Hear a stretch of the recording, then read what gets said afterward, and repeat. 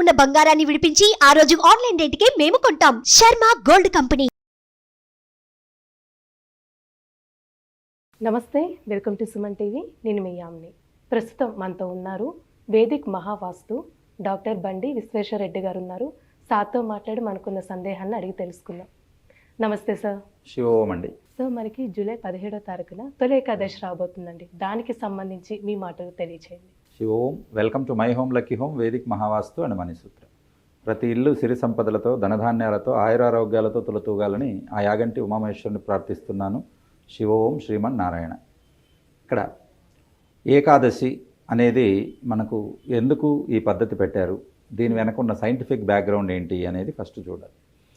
ఏకాదశికి అందరూ ఉపవాసం ఉంటారనేది చాలా మందికి తెలుసు. అసలు ఎందుకు ఏకాదశి రోజే ఉపవాసం పెట్టడానికి కూడా కొన్ని సైంటిఫిక్ కారణాలు ఉన్నాయి. మన డైజెస్టివ్ సిస్టమ్ ఏదైతే ఉంటుందో కంపల్సరీ దానికి వీక్లీ వన్స్ కంపల్సరీగా రెస్ట్ రావాలని, అంటే ఏదో ఒక రోజు మనం ఉపవాసం పెట్టాలి. అయితే ఏకాదశి రోజు చాలామంది ఓన్లీ వాటర్ తీసుకొని ఏకాదశి చేస్తారు. ఇందులో నిర్జల ఏకాదశి అని ఒకటి వస్తుంది. నిర్జలము అని అంటే నీళ్లు కూడా తీసుకోకుండా ఏకాదశి చేయాలి. అసలు ఈ నిర్జల ఏకాదశి మీద ఆక్స్ఫర్డ్ యూనివర్సిటీలో రీసెర్చ్ జరిగిందండి.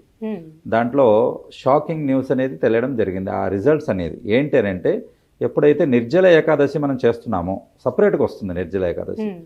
నీళ్లు తీసుకోకుండా వాళ్ళు ఫాస్టింగ్ చేస్తే 24 అవర్స్ అన్నట్టు, సన్ రైజ్ నుంచి మళ్ళీ నెక్స్ట్ సన్ రైజ్ వరకు ఉంటుంది. ఈ ఫాస్టింగ్ ఉన్నప్పుడు క్యాన్సర్ యొక్క టీ సెల్స్, క్యాన్సర్తో పోరాడే టీ సెల్స్ పెరుగుతున్నాయి, క్యాన్సర్ సెల్స్ చనిపోవడం అనేది జరుగుతున్నాయి. ఇది కనుక్కున్నారు. అది వండర్ అన్నట్లు. కొన్ని లక్షలు కొన్ని కోట్లు మన క్యాన్సర్ ట్రీట్మెంట్కు పెడుతూ ఉంటారు. సో ఇక్కడ ఏంటనంటే ఎందుకు ఇలా జరుగుతుందని అంటే, cancer cells are abnormal cells, normal cells కావు. అబ్నార్మల్ సెల్స్నే క్యాన్సర్ సెల్స్ అంటారు. అంటే అనవసరమైన కణితులు వస్తాయి. కాబట్టి ఆ అబ్నార్మల్ సెల్స్ న్యాచురల్ సెల్స్కు ఉన్నంత శక్తి ఉండదు. మనిషి ఏమి తినకుండా 21 రోజుల వరకు బాగా ఉండగలుగుతాడు నీళ్ళు ఒకటి తీసుకుంటే, గాలి నీళ్లు పెడితే. కానీ క్యాన్సర్ సెల్స్ మీకు తెలుసా, గ్లూకోజ్ అందకపోతే 24 గంటలు చనిపోతాయి. ఏమవుతాయి? అవి చనిపోతాయి. ఎందుకనంటే నార్మల్ సెల్స్ తట్టుకోగలుగుతాయి. అందులో ఉన్న మైటోకాండ్రియా స్టోర్ చేసి పెట్టుకుంటుంది. కానీ అది అనవసరంగా కొత్తగా పుట్టినది, ప్రకృతికి విరుద్ధంగా పుట్టింది క్యాన్సర్ సెల్. కాబట్టి అందులో ఆ మెకానిజం ఉండదు కాబట్టి చనిపోతాయి. ఇంత సైంటిఫిక్ మెకానిజం ఎప్పుడో మనకు కొన్ని వేల సంవత్సరాల కిందట చెప్పారు. ఎప్పుడైతే మైక్రోస్కోప్ కూడా లేదు చూడడానికి, టెలిస్కోప్ కూడా లేదు దూరం చూడడానికి, దగ్గరవి చూడడానికి దూరం ఆ టైంలోనే మనకు పెట్టారని అంటే మన భారతీయుల ఋషుల సూక్ష్మ జ్ఞానానికి ఇది నిదర్శనం. సో ఇలాగండి. సో ఇప్పుడు ఈ ఏకాదశి గురించి, జూలై 17వ తారీఖు వచ్చే ఏకాదశి గురించి మనం చెప్పుకుంటే, ఈ నెల విశిష్టత ఏంటనంటే 3 ఏకాదశులు వస్తున్నాయి. జనరల్గా అయితే 2 వస్తాయి ఏకాదశి. ఏకాదశి అని అంటే 10th తర్వాత 11th డేను ఏకాదశి అని అంటాం.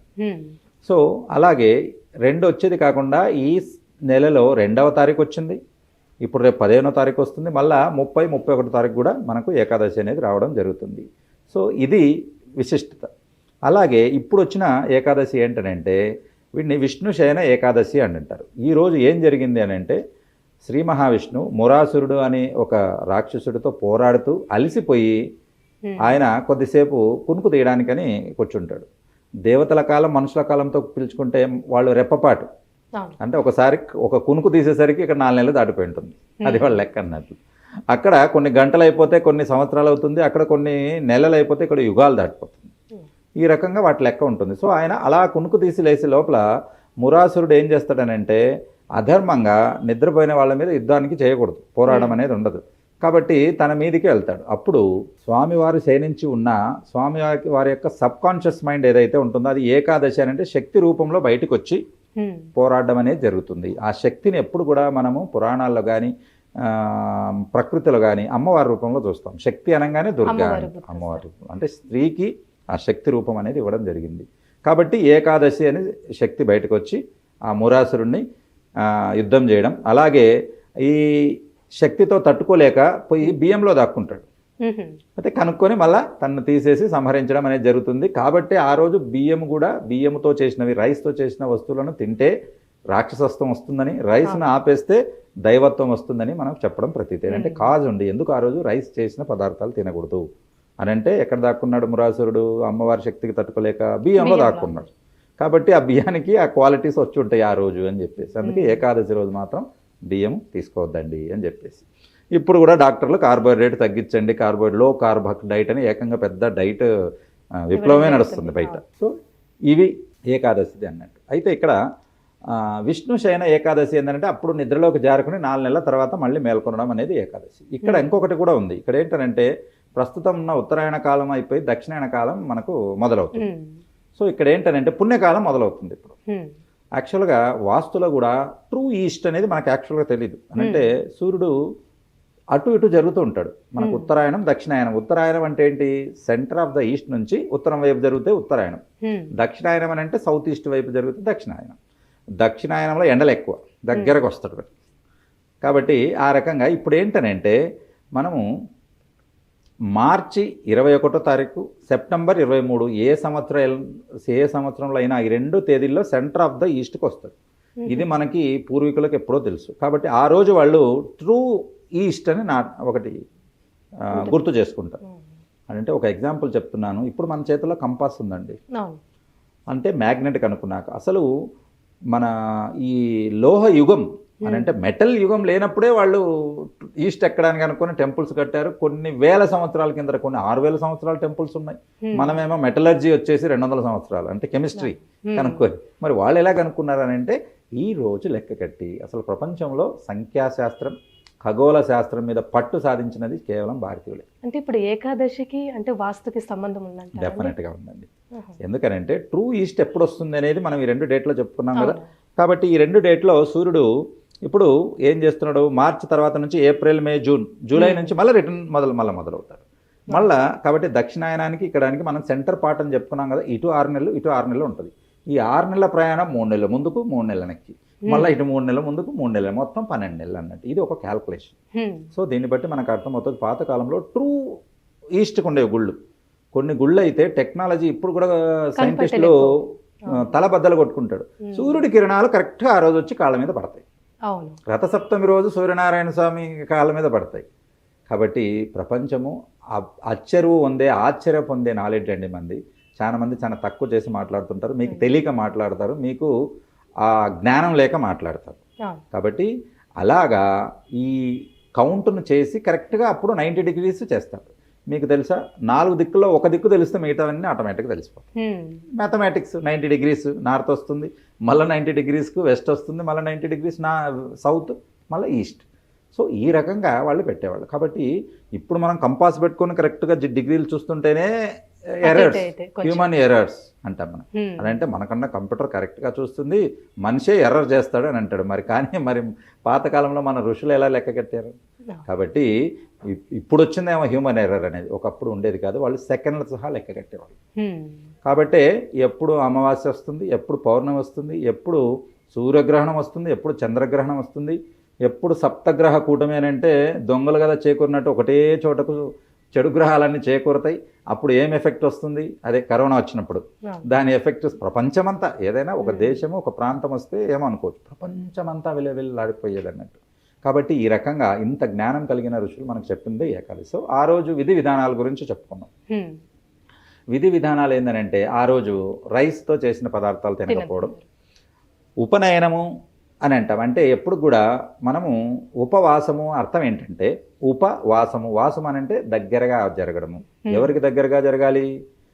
నీ సంసార బాధల్లోంచి కొంచెం దైవం దగ్గరికి, మీ ఇష్ట దైవం కావచ్చు, లేకపోతే మీది మెయిన్ ఏంటంటే శ్రీ మహావిష్ణువుకు చూస్తారు. కానీ ఇక్కడ శివకేశవులు ఇద్దరు ఒకటే మనం అనుకుంటాం ద్వంద్వమని, కానీ ఆయనది ఈయనకు నచ్చుతుంది, ఈయనది ఆయనకు నచ్చుతుంది. కాబట్టి ఆ రకంగా మనము ఇక్కడ ఆ శ్రీ మహావిష్ణువు యొక్క ధ్యానము చేసుకోవడం అనేది దగ్గరగా ఉపవాసం. ఏ రకంగా చేసుకోవచ్చు ఉపవాసం అని అంటే ఎన్ని రకాలు ఉన్నాయి? పఠనం, చదువుకోవచ్చు. ఏం చదవచ్చు? ఈ 4 నెలలని కూడా చాతుర్మాసము అని అంటారు. అంటే 4 నెలలను చాతుర్మాస దీక్షలు కూడా తీసుకుంటారు అని అంటే కంప్లీట్గా వాటికి తీస్తే ఎక్కువగా గురువులు ఉంటారు. ఆ టైంలో వాళ్ళు కాలినడకనే చేస్తారు. ఇవన్నీ కొన్ని రూల్స్ ఉంటాయి. సో ఇక్కడ ఏంటనంటే ఎక్కువగా విష్ణుకు సంబంధించిన పారాయణ చేయడము, అది విష్ణు పురాణం చేసుకోవచ్చు, తర్వాత భాగవతం చేసుకోవచ్చు, భగవద్గీత చేసుకోవచ్చు. అలాగా ఇవన్నీ చేసుకోవడము ఇది. కాబట్టి చేసే పద్ధతి ఏంటంటే మనము పఠనం, చదవడం అన్నిటికంటే ఉత్తమం. ఎందుకంటే చదివేటప్పుడు మనకున్న పంచేంద్రియాలు అన్నీ పనిచేస్తాయి. బుక్కును చేతులు పట్టుకుంటాం, స్పర్శిస్తాం, కళ్ళతో చూస్తూ ఉంటాము. కాబట్టి కళ్ళతో చూస్తారు. చదివినప్పుడు మనము నాలుకతో పలుకుతాము, అది వింటాము. అవును. కాబట్టి అన్ని పంచేంద్రియాలు కరెక్ట్గా ఆడియో విజువల్ అండ్ స్పర్శ అన్నీ ఉంటాయి. రెండవది ఏంటంటే శ్రవణం, వినడం. వినట్. ఎవరైనా చేస్తుంటే వాళ్ళు వినడం, ఇది రెండవ ఇది అన్నట్టు.